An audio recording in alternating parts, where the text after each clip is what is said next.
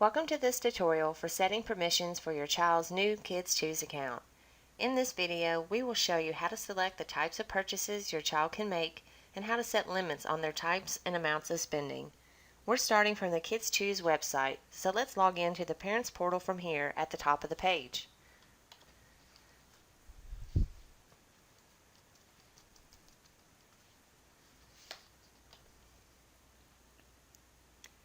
Now we are logged in and you can see the kids' accounts that I have already created in my portal.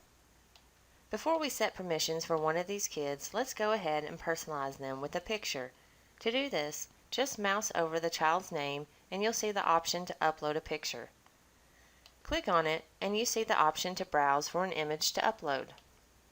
Click on that and I will select a picture from my documents. You can now see that the picture is uploaded for this child.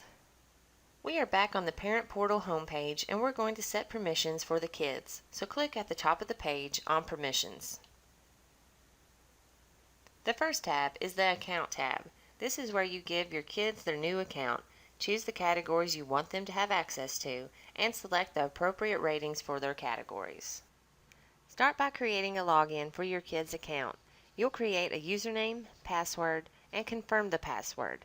These are the login credentials that your child will use to access their account from the Kids Portal. You can see over to the right there is an option to enter an email address or to create an email account. Kmail, also known as kidsmail.org, has partnered with kidschoose.com to provide email accounts that have special controls that can be managed by parents. If your child does not have an email address, you can easily create one by clicking here. But for now, I'll enter an existing email address.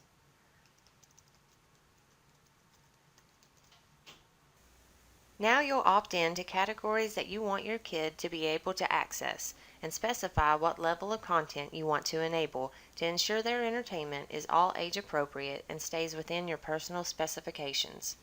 You have the ability to give spending permissions for books, entertainment, food, apparel, and subscriptions. So I'll go ahead and make some selections for these categories and associate ratings to them.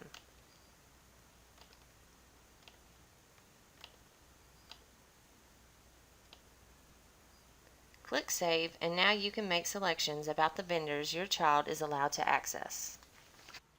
The last section is where you make your funding determinations. Keep in mind that category by category funding allows the parent to be a bit more hands-on by setting budgets for each of the 4 primary categories: bookstore, apparel, entertainment, and food.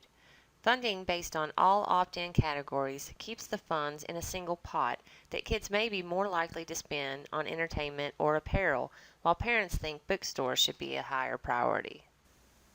Now that you have chosen the types of products and services your child can access, you can fund their accounts and select the vendors that they will be allowed to purchase from. Let's set up the apparel section to demonstrate. Click on the Apparel tab on the top of the page. You'll see a section at the top left called Funding.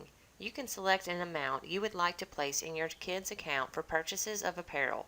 Make a funding selection, and then you can choose how often this amount will be deposited into the account, either monthly, weekly, or a one-time only. Make that choice and then click Fund. You will receive email notices for every transaction that occurs within the Kids Choose system. Now choose the vendors you want your child to have access to. I will click on the Opt-in button and you can see a Terms of Use statement that enables your child to make transactions from Kids Choose with this vendor. I'm going to opt into one more vendor and that's it. My kid is now able to conduct transactions with their Kids Choose account.